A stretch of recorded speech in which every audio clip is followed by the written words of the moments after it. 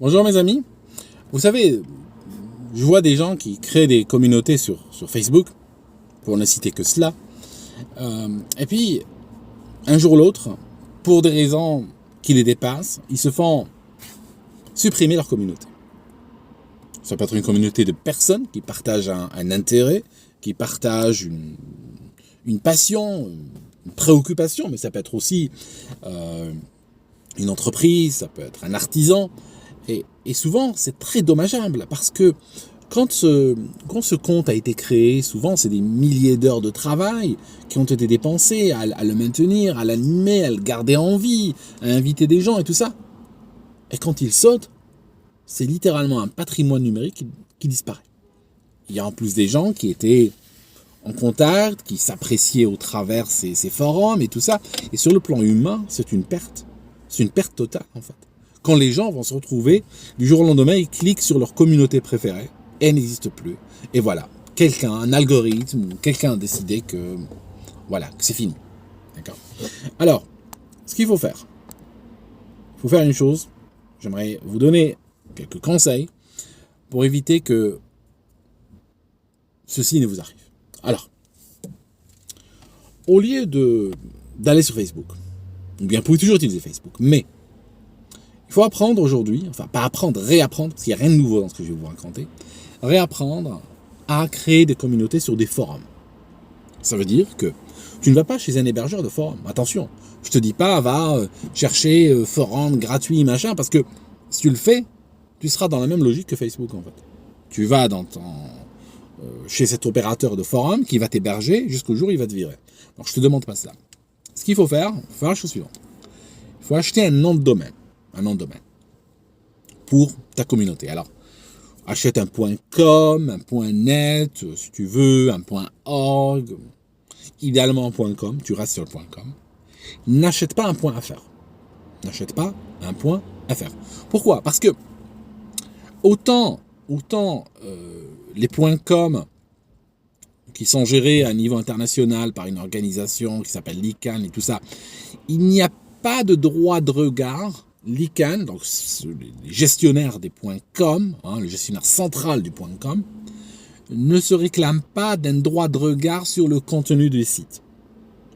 Alors si tu regardes dans les conditions d'utilisation d'un .fr, l'AFNIC se réclame d'un droit de regard sur le contenu. Donc, même si c'est extrêmement rare qu'on fasse sauter un site par son nom de domaine, la probabilité est plus élevée si tu prends un domaine à extension nationale. Donc, prends un domaine en .com. Donc ça, c'est le premier point.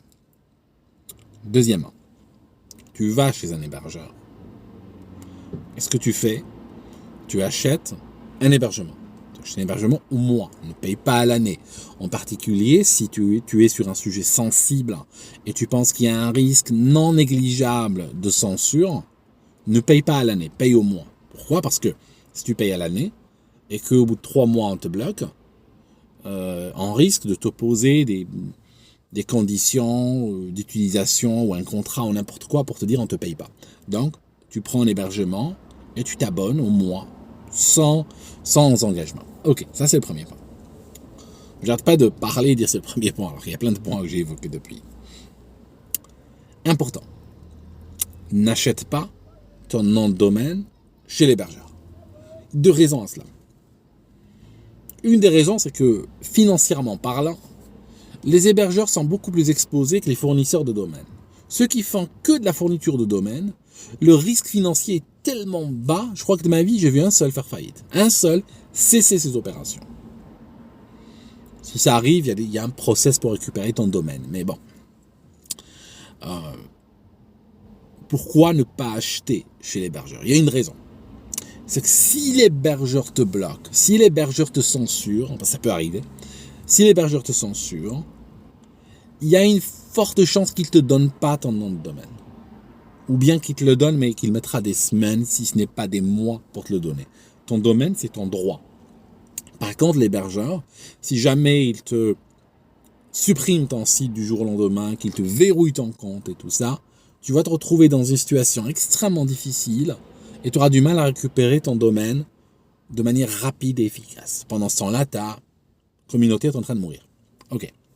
Donc, sur cet hébergement, tu installes un forum. Alors, tu regardes en ligne, tu déploies un PHPBB ou un SMF, ou bien tu fais un WordPress avec une extension dessus, qui rajoute la fonctionnalité forum à WordPress. Il y a beaucoup de solutions. Je ne fais pas la promotion de l'une ou de l'autre. Elles sont toutes gratuites. Tu choisis, tu regardes selon la taille de ta communauté, selon un petit peu tes orientations. Tu choisis une de ces formules. WordPress, c'est le plus utilisé et très souvent les hébergeurs l'installent gratuitement, soit automatiquement, mais ils te l'installent gratuitement. Et après, tu peux, avec une extension, le transformer en forum. Ok. Tu crées ta communauté là-dedans. Ce que tu fais, tu as une communauté Facebook, si tu veux, mais attention, constamment, tu dois promouvoir ton forum dessus. Ça veut dire que, par exemple, si tu lances un nouveau sujet de débat, le débat ne doit pas arriver sur Facebook. Tu dis, voilà, nous débattons, je ne sais pas moi, les présidentielles de 2022. Et puis ce que tu fais, tu mets le lien vers le forum et les gens postent sur le forum. Si les gens trouvent barbant de créer, ils ont un compte Facebook et ils trouvent barbant d'aller créer un compte sur ton forum, j'ai la solution. Il y a des plugins qui permettent une authentication Facebook sur le forum. Mais idéalement, il vaut mieux que les gens créent leur compte sur le forum, mais il y a une authentication Facebook qui est possible. Ok. Ton forum vit. Pour les DNS, ce que je te recommande, si tu es dans une situation un peu délicate, si tu as un sujet qui est délicat, ce que tu fais, tu utilises comme DNS Cloudflare. Donc tu achètes ton domaine chez une entreprise, idéalement à l'étranger. Donc une entreprise, je vais vous dire un truc, ne citez pas, ne dites pas que je vous l'ai dit. Il est très très difficile, même pour les autorités, même pour les flics, même pour les cas sérieux, de faire des commissions rogatoires et des collaborations avec la Russie par exemple. Okay. Donc ce que tu peux faire, tu achètes ton domaine chez un hébergeur, un fournisseur de domaine, un registrar russe par exemple, qui a une page en anglais et tout, qui a l'air pro et tout ça. Et puis, ça va être extrêmement difficile, même pour un flic, même en cas d'une enquête, même s'il y a un juge, ça va être très difficile de savoir qui est derrière la page. Alors bien sûr, il y a d'autres moyens de le savoir. Il y a d'autres moyens, pas nécessairement par le domaine, mais par d'autres moyens. Les gens peuvent profiler, qui va sur ce forum, qui poste. Les gens, à force, vous savez, à force de poster, tout ça, ils vont leaker des données à leur sujet. Donc forcément, ils se font gauler. Ce dont je suis en train de parler aujourd'hui n'est pas nécessairement dans une logique d'avoir une activité illégale et puis se faire protéger. Si on est dans l'activité illégale, les mesures à prendre dépassent très très très largement le cadre de cette vidéo. Et je ne suis pas là pour donner des conseils pour des choses illégales. Mais ce que je cherche à vous dire, c'est que nous vivons aujourd'hui dans des sociétés où la liberté d'expression, la liberté de penser sont maintenant encadrées, réglementées, restreintes de manière sans complexe. C'est fini. Moi, je me souviens, premier temps de l'Internet, à l'époque où des gens disaient « j'ai écrit un email ». À cette époque-là, je me souviens d'hommes politiques français qui allaient en Chine, par exemple, qui critiquaient la Chine en disant « oui, la Chine censure l'Internet ». Aujourd'hui, la France est un des pays qui censure le plus Internet. Ok. Donc, j'ai dit, nom de domaine, pas de .fr, pas d'extension nationale, .com, idéalement un registre russe, à défaut un registre américain, ça le fait aussi, mais pas de registre en France. Un hébergeur, un logiciel de forum open source quelconque, les DNS. Les DNS, je recommande d'utiliser Cloudflare. Cloudflare, ok, Cloudflare, tu peux avoir un compte gratuit chez eux. Ils protègent déjà contre le déni de service. J'ai pas d'action chez Cloudflare, mais juste, je vous dis que c'est très intéressant, que beaucoup de monde l'utilise. Et en fait, l'avantage avec Cloudflare, c'est que si tu le configures proprement, ok, qu'Allah me pardonne, Dieu lui-même ne peut pas savoir où tu es hébergé. D'accord? Parce que je vois beaucoup de gens qui ont des sites qui ont un contenu qui tombe sous le coup de la censure. Et de nos jours, honnêtement, quel contenu ne tombe pas sous le coup de la censure? En fait, ils cherchent donc à aller s'héberger à l'étranger. Ils vont vers des destinations exotiques pour s'héberger. Le problème, c'est que quand tu vas vers l'exotique, tu vas payer très cher. Tu vas trouver des hébergeurs qui sont excessivement chers, alors qu'en France, tu as de l'hébergement, mais franchement, à des prix extrêmement raisonnables. Alors, si tu utilises Cloudflare, tu peux tout à fait t'héberger en France. Des gens vont tourner autour de ton site pendant des années, vont pas savoir où il se trouve. Alors, attention, il y a un détail qui peut leaker ton adresse IP, je te le donne, mais creuse après. C'est quand tu envoies des emails. Okay? Quand tu envoies des emails. Alors, typiquement, c'est ceci qui se passe. Tu as un forum, quelqu'un s'inscrit, il reçoit un lien de confirmation, ou quelqu'un reçoit un message privé, il reçoit donc un email. C'est des emails qu'on appelle transactionnels. Inscription, perte de mot de passe, etc., etc. Les gens vont recevoir donc des emails.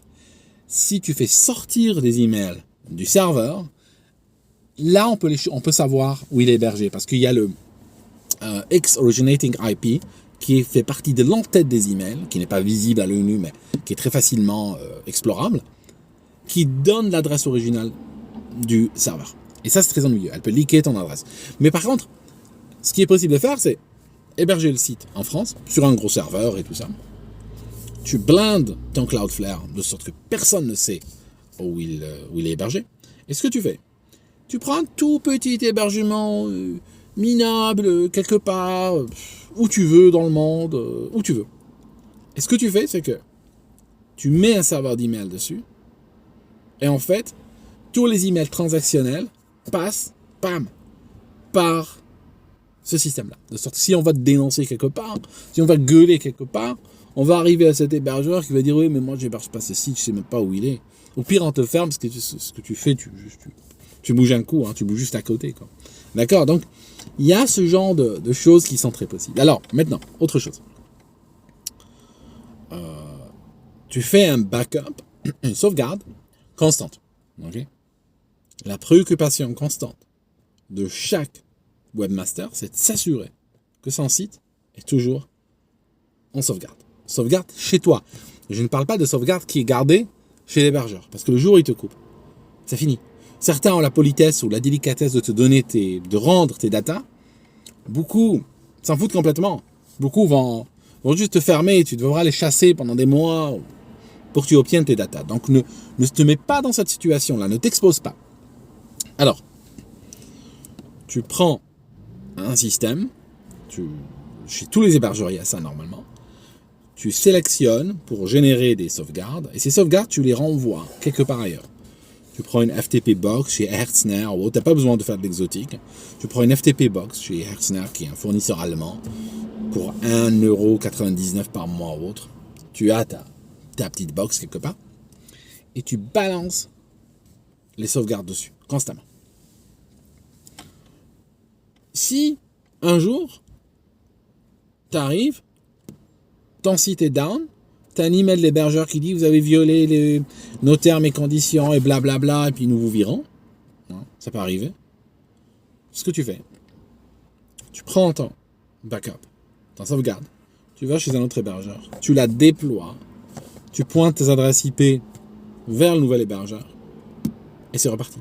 Ça veut dire que quand tu relances ton backup, il y a tout. Il y a les conversations, il y a ton forum, il y a le décor, il y a le look, il y a les utilisateurs, il y a tout. Ça signifie que par rapport à un utilisateur lambda de ton forum, c'est que « Ah oui, le forum est tombé, je vais essayer plus tard, il revient plus tard, le forum est là. » Puis c'est tout. C'est tout, c'est non-event.